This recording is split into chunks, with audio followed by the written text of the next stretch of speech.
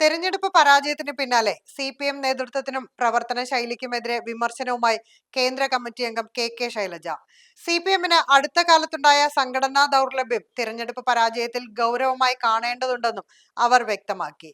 പാർട്ടിയുടെ ഔദ്യോഗിക വാരികയായ ചിന്തയിൽ എഴുതിയ തിരിച്ചുവരവ് അനിവാര്യമാണ് എന്ന ലേഖനത്തിലൂടെയാണ് ശൈലജ തന്റെ നിലപാടുകൾ വ്യക്തമാക്കിയത്.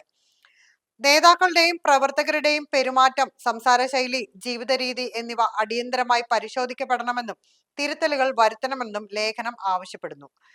തെറ്റിദ്ധാരണകളുടെ പുറത്ത് ചിലർ ഇടതുപക്ഷത്തു നിന്നും മാറിപ്പോയിട്ടുണ്ട്. ഇത്തരം ആളുകളെ തിരികെ കൊണ്ടുവരാൻ സാധിക്കണം.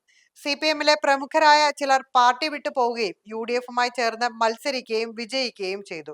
ഇടതുപക്ഷ അനുഭാവികളെയും പാർട്ടി മെമ്പർമാരെയും കാര്യങ്ങൾ ധരിപ്പിച്ച് വീഴ്ച തിരുത്തി മുന്നോട്ടു പോകാൻ കഴിയണമെന്നും ശൈലജ ചൂണ്ടിക്കാട്ടുന്നു. മതവിശ്വാസത്തെയും ആരാധനാ സമ്പ്രദായത്തെയും ആരാധനാലയങ്ങളെയും സംരക്ഷിക്കാൻ ഏറ്റവും മുന്നിൽ നിൽക്കുന്നത് ഇടതുപക്ഷമാണ്. വിശ്വാസികൾക്ക് വിശ്വാസവും പ്രാർത്ഥനയും സംരക്ഷിക്കാൻ സാധിക്കണം. അത് ആക്രമിക്കപ്പെടുമ്പോൾ സംരക്ഷണ കവചമായി നിന്നിട്ടുള്ളത് ഇടതുപക്ഷമാണ്, പ്രത്യേകിച്ച് കേരളത്തിൽ.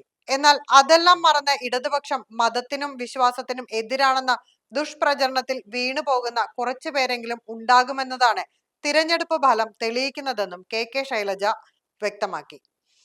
ജൻസിക്ക് വേണ്ടി ഇടതുപക്ഷ സർക്കാർ ചെയ്ത പുതിയ പ്രവർത്തനങ്ങൾ അവരുടെ ശ്രദ്ധയിൽപ്പെടുത്താൻ ഇടതുപക്ഷത്തിന് കഴിഞ്ഞിട്ടില്ലെന്ന വിമർശനവും കെ ശൈലജ ലേഖനത്തിലൂടെ തുറന്നു കാണിക്കുന്നു. കേരളീയ സമൂഹത്തിൽ വന്നിട്ടുള്ള പരിവർത്തനവും അതിന്റെ ഭാഗമായുള്ള പുതുതലമുറയിൽ ഉണ്ടായിട്ടുള്ള മാറ്റവും ഇടതുപക്ഷ സസൂക്ഷ്മം നിരീക്ഷിക്കേണ്ടതുണ്ട്. 2016 8 വയസ്സുള്ള കുട്ടി 2026 വോട്ടവകാശമുള്ള പൗരനായി മാറിയിട്ടുണ്ട്. 2016 മുമ്പുള്ള കേരളത്തെക്കുറിച്ചോ കടന്നുവന്ന പാതകളെക്കുറിച്ചോ പുതിയ തലമുറയിൽ പലർക്കും അറിയാൻ കഴിഞ്ഞെന്ന് വരില്ല. കേരളത്തിന്റെ സാധ്യതകളേക്കാൾ കൂടുതലായിരിക്കും അവരുടെ പ്രതീക്ഷകൾ. അതിൽ കുറവ് വരുമ്പോൾ സ്വാഭാവികമായും ഭരിക്കുന്നവർക്കെതിരെ ചിന്തിക്കാൻ തുടങ്ങും. കേരളത്തിലെ ജൻസികൾക്ക് വേണ്ടി ഇടതുപക്ഷ സർക്കാർ ചെയ്ത പുതിയ പ്രവർത്തനങ്ങളെക്കുറിച്ചും ഇതുവരെ ഉണ്ടാക്കിയിട്ടുള്ള നേട്ടങ്ങളെക്കുറിച്ചും അവരെ ബോധ്യപ്പെടുത്താൻ ഇടതുപക്ഷത്തിന് കഴിഞ്ഞിട്ടില്ല. മാധ്യമരംഗത്തും സാമൂഹിക മാധ്യമ രംഗങ്ങളിലുമുണ്ടായ പുതിയ മാറ്റങ്ങൾ ഉൾക്കൊണ്ട് ജൻസിയുടെ ഭാഷയിൽ അവരെ സമീപിക്കാൻ ഇടതുപക്ഷത്തിന് വേണ്ടത്ര കഴിഞ്ഞില്ലെന്നും കെ ശൈലജ വിമർശിച്ചു. സംഘടനാ പ്രവർത്തനങ്ങൾ കൂടുതൽ ശക്തമാക്കുന്നതിന്, ജനങ്ങളെ അണിനിരത്തുന്നതിന് സഹായകമായ രീതിയിൽ പ്രാദേശികമായും മുകൾത്തട്ടിലും പ്രവർത്തനം ചിട്ടയോടെ നടത്തണം. പാർട്ടി ബ്രാഞ്ചുകൾ, ലോക്കൽ കമ്മിറ്റികൾ തുടങ്ങിയവയുടെ പ്രവർത്തനം അല്പം പിന്നാക്കാവസ്ഥയിലാണെന്നും കെ ശൈലജ ചൂണ്ടിക്കാട്ടി.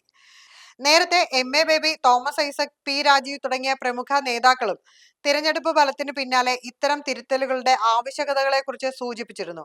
ജനങ്ങളിൽ നിന്ന് ഉയർന്നു വന്ന അഭിപ്രായങ്ങൾ ഉൾക്കൊള്ളണമെന്നും നേതാക്കളുടെ പെരുമാറ്റത്തിൽ മാറ്റം വരുത്തണമെന്നുമാണ് പാർട്ടിക്കുള്ളിലെ പൊതുവായ വികാരം. നേതാക്കൾ പുറത്തു പറയാൻ മടിച്ചിരുന്ന കാര്യങ്ങൾ ഇപ്പോൾ ഔദ്യോഗിക വാരികയിലൂടെ തന്നെ കെ ശൈലജയുടെ തുറന്നെഴുത്ത് പാർട്ടിക്കുള്ളിലെ ഗൗരവകരമായ സാഹചര്യത്തെയാണ് സൂചിപ്പിക്കുന്നത്. മൂന്നാം ഭരണം ലക്ഷ്യമിട്ട് നീങ്ങിയ പാർട്ടിക്ക് സ്വന്തം കോട്ടകളിൽ പോലും കനത്ത പരാജയമാണ് ഏറ്റുവാങ്ങേണ്ടി വന്നത്. അത് വലിയ ആത്മപരിശോധനയ്ക്ക് വഴിവെച്ചിരിക്കുകയാണ്. നേതാക്കളുടെ ശൈലിയും ജീവിത രീതിയും ജനങ്ങൾക്കിടയിൽ പാർട്ടിക്ക് തിരിച്ചടിയുണ്ടാക്കിയെന്ന് ശൈലജ ലേഖനത്തിൽ തുറന്നെഴുതുന്നു.